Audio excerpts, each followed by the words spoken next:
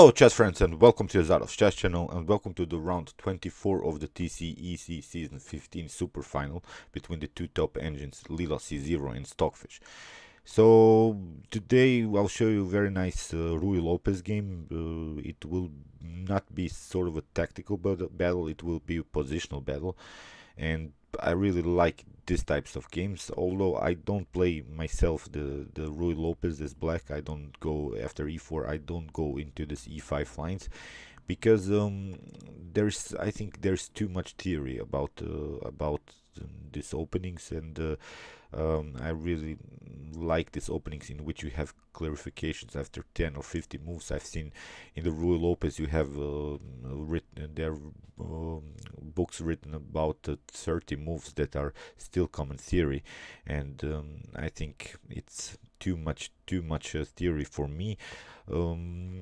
But basically what you have to apply while playing the Ruy Lopez from white's perspective or for black's perspective is this positional knowledge about the central control, about taking files, about finding nice squares, finding nice diagonals. So we'll see from both sides a very nice positional game, and I'm not going to reveal you the result of this game because I have received some criticism about that, and it's really true. I shouldn't reveal the result, but I can promise you we will have a really nice positional battle between the two top engines. So we have here e4 by Leela C0.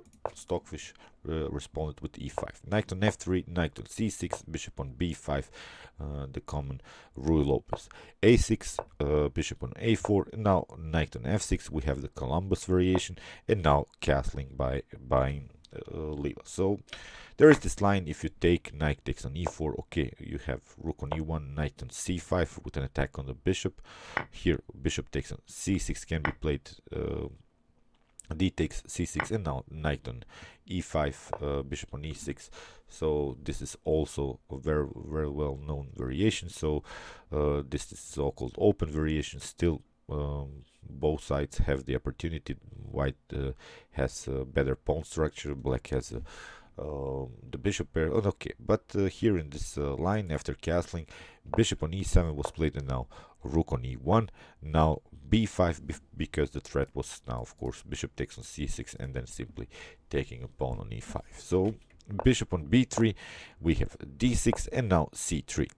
And there's also this line with knight on a5, then bishop on c2, and then d4.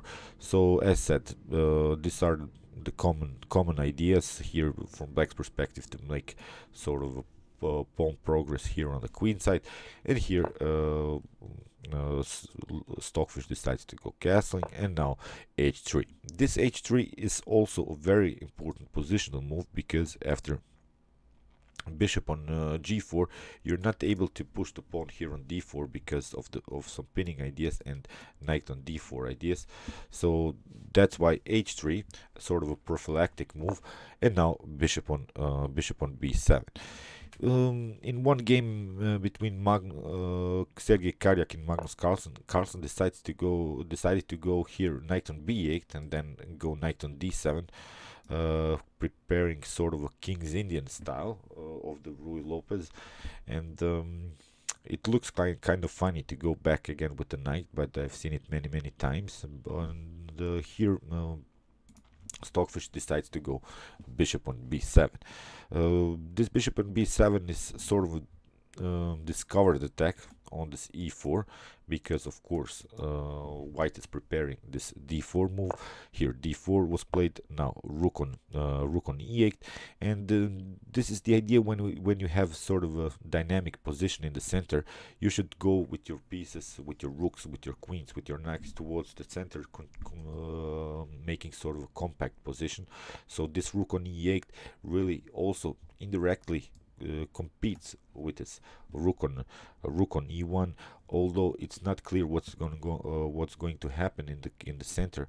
But this is also very important move in the Ruy Lopez game. So knight on d2. Some preparations are, of course, knight on f1, and then maybe knight on g3, then knight on f5 outpost. This is also a common idea of the Ruy Lopez. And here here Stockfish decides to go E takes D4. After C takes D4, we have now this this position of this weak center position. We are allowing sort of white to have the central control with his 2 pawns, but then simply get an attack of the centers in order to get a clarification what kind of center it will be after a couple of moves. So because in chess, basically, you don't like open positions like this, in which you don't have a contact between the pawns. You don't like these types of positions, and you don't like also dynamic positions of pawn structure. We want the pawn structure to be fixed, then to find the best squares, then to find the best diagonals for our pieces. And here, that's why here knight on d7 was played, getting out of this potential e5 pawn breakthrough. Here knight on f1, as said, the common idea to play knight on g3 or knight on e3, and here Stockfish goes knight on a5. This is also an idea to get rid of the bishop pair, so of course Leela goes bishop on c2, and now comes this move which I said, c5. We want the clarification of the center. So if you take something like d takes c5, it doesn't bring you so much, because you have created sort of a position in which black has the 3-on-2 situation. This bishops could be pushed away by these pawns. Still, we have the possibility to play maybe knight on c4, really fixing the knight on a very nice square, and then after that on e5. So you see, Stockfish allowed first Leela to have the central control, but then really challenging the center, and now after c5, d5 was played, and this is now the so-called static position. Now it's really clear what we want to do from black's perspective. It's the square e5 we want to occupy it, because this is a weak square, and we want to battle against this backward pawn. From white's perspective, we want to push the e5. So but of course the d5 should be also protected. So as said, these are the common ideas. Now knight on g3, knight on f5 still works. So as said, both sides have good chances here in the continuation of the game. So knight on c4, very important move, because we want maybe white to push the pawn on b3 in order to create at least some kind of a weakness here, because when you battling like here from white's perspective against this pawn storm, we have this 3-on-2 situation on the queen side. You don't want to weaken your pawn structure by moving a pawn, so that's why this knight on c4 is sort of a provocative move. If you play knight b3, then you have maybe knight on e5 or knight on b6 outpost, and here knight on h2 was played, and this is now Leela's very good also prophylactic move, because we are not allowing some knight jumps on e5, because then you get f4 and you get a tempo, and then you get yourself a pawn storm on the king side. And this is now maybe this slightly mistake by Stockfish. He plays knight from c to e5. I think better continuation would have been a5. Now if b3 comes, we can simply go b6 as said, and then creating here this pawn storm on the queen side. We haven't lost any progress in the attack. Bishop on b2 can be always challenged with bishop on f6, so we don't have worries to battle against this bishop on b2, and still we are controlling very well with the knight here, this e5 square, which is the main idea for white to push forward. And after knight on b6, you see you still have this pawn attacked twice, so this e5 would be really blocked away, and here I think black had better chances. Instead of that, Stockfish played knight on e5 and gets really a Leela tempo. Here Leela managed to get a tempo. Knight on g6 was played, and now knight on g4. So you see this slightly inaccuracies always in this Ruy Lopez allow your opponent to make some progress in the game. Here a5 was played, but it's now a whole different position. We don't have any more the knight here on c4, which was also a good attacker against this b2 square, and also supported with these pawns, could really make some damage on the queen side. And here bishop on e3. So Leela simply is going forward with the development. Here a4 was played, knight on g3, knight on f6, and here knight on f2 was played. Of course, we don't want to take. Then you bring the bishop now very actively into the game, and we have also the possibilities to use the spin by pushing the pawn on a3. So that's why this knight on f2 very well. This knight on f6 and the knight on g6, when they're sort of in front of the king, and when you have such a pawn storm here, that could be maybe an object of our attack. So as said, the e5 is the main idea, but it has to be prepared, of course, maybe with moves as queen on f3, which wasn't played in the game, but from a strategical point of view it could be an idea. Maybe knight on queen on f3, rook on d1, and try really this e5 pawn breakthrough. So as said, it has to be prepared, many moves has to be played. Black has made some progress on the queen side, so you have to be careful. Also here knight on d7 was played, and again this is now a slightly inaccuracy by Stockfish, playing again the same move. So in the last move knight on f6 was played, and now again back knight on d7. Maybe a better move would have been bishop on c8 in order to prevent this knight on f5 ideas. If knight on f5, we can simply take it out, and now we have created a really static position. This d5 could be a weakness. Here we have the possibilities maybe to fix the position somewhere. So as said, bishop on c8 maybe the better idea. Here knight on d7, d7 played. Again, the knight is, I think, a loss of tempo. Here bishop on d3 as promised.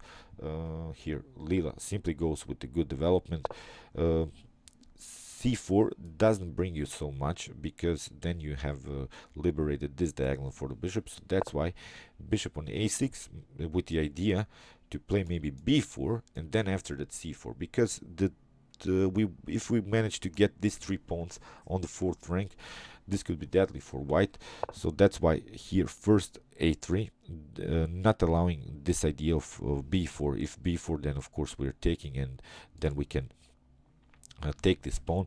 So that's why queen on b8, in order to make this b4 finally happen, with some preparations, maybe knight on b6 in order to protect this a4, and now king on h2. Also very, very cool positional move. I think it's a great move. You see Leela is playing really slowly, really patiently, really positionally, just improving the position of all the pieces, or the king also. So just taking it slow, and try to get an advantage of this central control that Leela has created of these 3 pawns. Bishop on d8 was played. Now knight on g4, and again we have this knight on f6. Now bishop on d2. We don't mind now maybe black to take this knight. We can either take with the queen, or even with the pawn. So we would then connect really four dynamic pawns here. So it could be really dangerous here for Stockfish to battle against this huge pawn storm that Leela has created. So instead of that, rook on a7 was played, maybe trying to compete here on the e file, and get a huge pressure on this weak e4 pawn.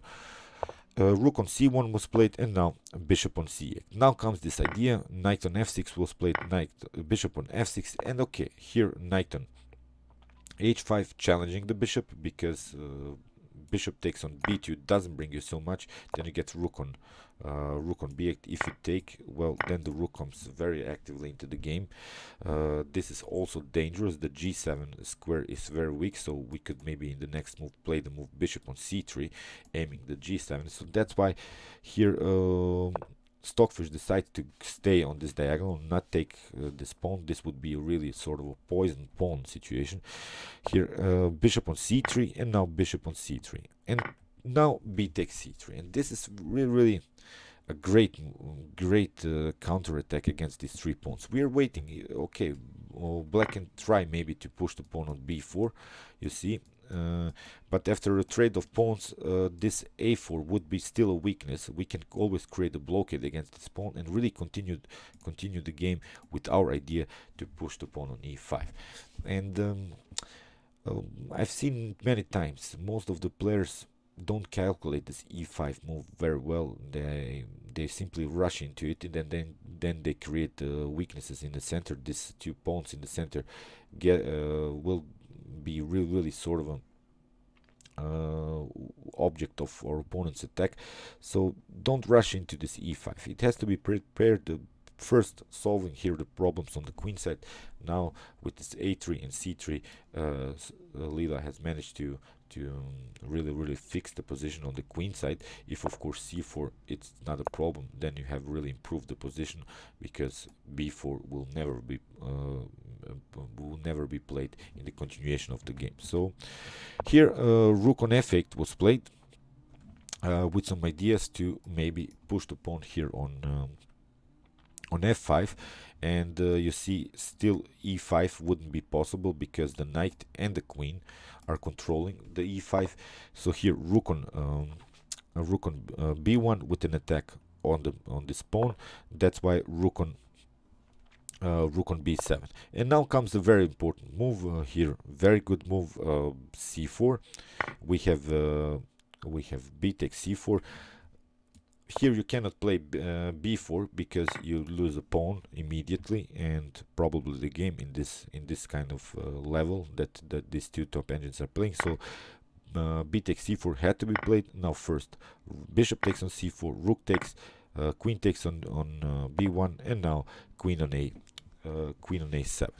And again we have the situation in which basically Leela has won the battle on the b file, which is the only open file. And if you manage to do that, it's really a huge positional advantage, because we want to occupy the files, we want to have a good coordination of the pieces. So here you see, in order to battle on the b file, Stockfish has to make 2 more moves. Meanwhile, Leela can regroup after potential maybe bishop on d7 move. We can play simply queen on b2, and then rook on b1, and really occupy this very important b file. So queen on c2 was played, of course, getting some space for the rook on the b file. King on h8 was played, and now bishop on d3. This is also preparation now finally to push the pawn on e5, because then we are aiming on this h7. Rook on g8 was played, rook on b1. Again, Leela is not rushing into anything, going forward, improving the position of the pieces, staying, because we have a really nice activity. The bishop and the queen are perfect, are on a perfect diagonal. They are creating sort of a battery. This knight is on an active square, so the only thing that we had to improve was this rook. So now rook on b1, a perfect positional move. f6 now, bishop on b5. Now we want to fix it here, maybe on c6. f5 was played, and now we have some tactics. It's really not such a tactical game here. We have e takes f5. Now knight on g4, attacking this pawn, but now knight on g3, protecting it, and here queen on f7. Now with the triple attack on this pawn. But now of course bishop on d3 can be protected. Now bishop on b7, attacking this weak pawn now on d5. But here Leela finds this very nice move, which was calculated, of course, in the first place. That's why Leela took the pawn on f5. Here we have f6. This is liberating, of course, this diagonal. So if you take with the queen, then you lose a very important pawn here. So that's why g takes f6 was played, and now bishop takes on h7 anyway. If you take out with the queen, then we can simply take, and here you lose this bishop, and after potential trade of the rooks, this d6 weakness, this pawn on d6 could be really unprotected. The f6 pawn is also a weakness, so that's why after g takes f6, bishop on h7, rook on rook on e8 was played, and now bishop on e4. You see Leela is playing on a perfect blockade. Leela is not allowing any open files for the rook. Still, we have our rook on a good place. Here, the knight on g3 is a very nice defensive piece here. Bishop on d5 was played. Okay, rook on e1. Here, bishop on b3, and now queen on c3 with an attack on this pawn on f6. King on g7, we have bishop on c6, and now finally the trade of the rooks. Rook takes on e1, queen takes on e1. And let's now evaluate the position a little bit. This pawn here is on a like square, so it could be maybe taken after a couple of moves. The bishop is now only used as a defender of this pawn, and although black has these two pawns here on this in the center, they're not so easy. It's not so easy to push these pawns in order to threat some promotions or similar stuff. If white manages to get rid of this a4 pawn, then we have this position in which we have pass pawns on both sides. It means on the a file and on the h file. So this could be a huge advantage in the endgame, because the endgame has its own rules. It's not about now creating some central controls with pawns. It's now to create this distant pass pawn situations, which I've explained in some of my basics in chess series videos. If you're familiar with my other content on my YouTube chess channel. So these distant pass pawns are always deflecting bishops, knights, really on the other side of the board, and meanwhile we can occupy the center with the king, with the queen, and really play more actively than our opponent with this piece. So f5 was played. Okay, now queen on e2, king on h7, and now knight on h5. Here we have king on g8, and now tricky stuff here, of course. Bishop on e8. There are also some fork possibilities, so that's why here queen on e6. We want to trade off the queens. Queen takes on e6, and now very important move, king on g3. Getting it now. You see. Leela plays king on f8, but now we can first take this pawn, which was explained, and now we have this position in which we have pass pawns on the a and the h file. Knight on g6 was played, knight on f6, king on e7, attacking the knight. Here knight on h7, and this is also a very good move. We want to fix the knight on this very active square g5. Bishop on d5, h4. Now we want to get use of this pass pawn. King on f7, knight on g5. We have king on g7, bishop on d7. We have now knight on e7, and now king on f2. Simply improving the position of the king. This knight is on a good square, the bishop is on a good square. If black pushes the pawns too far, then we go simply with the king and try to grab the pawn. So you see, this bishop has created sort of a restriction against this knight. This knight doesn't have squares so far in order to get into the game. Bishop on c4, and now we're pushing another pawn, a4, king on g6, and now g3. We have now bishop on d3, king on e1, bishop on a6, and now knight on e6, knight on d5. Finally, this knight comes into the game, but now bishop on c6, knight on b4, and now with a counter attack, knight on c7, knight takes on c6, knight takes on a6, and now d5. You see, d5, of course, it loses the game immediately. But what to do here from black's perspective? If you try with go with the king here, maybe king on h5, and then after the king on g4, in order to grab one of these two pawns, you have to take the pawn on g3, and then we can simply go and push this h pawn forward.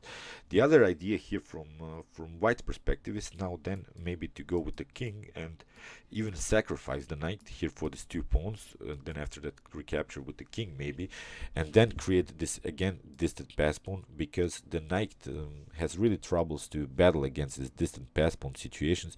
So here you see Stockfish was really helpless. d5, knight takes on c5, king on f6 was played.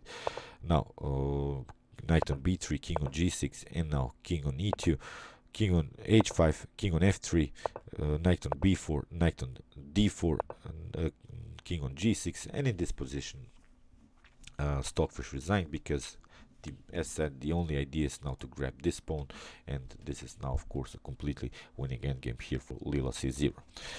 Okay, as said, after this round, now Leela is 3 points ahead of, in front of Stockfish. Unbelievable. But in the last season, Leela was also 3 points in front of Stockfish, and Stockfish managed to turn things around. But I don't think that's going to happen in this series, because Leela is really it's really sort of an improved version of Leela C0, and you see, I don't think that Stockfish had really counterplay in this game, and it was really a positional beauty by this top engine. Okay, I hope you enjoyed this video. Meanwhile, you can watch my other commented chess game by the top engines with some Leela C0, Stockfish Alpha 0, and you can also watch my best chess games of all time, in which I show you the best chess games that have been ever played in chess history, and you can also subscribe to my channel. Thanks you for watching, guys, and chess is the best, of course.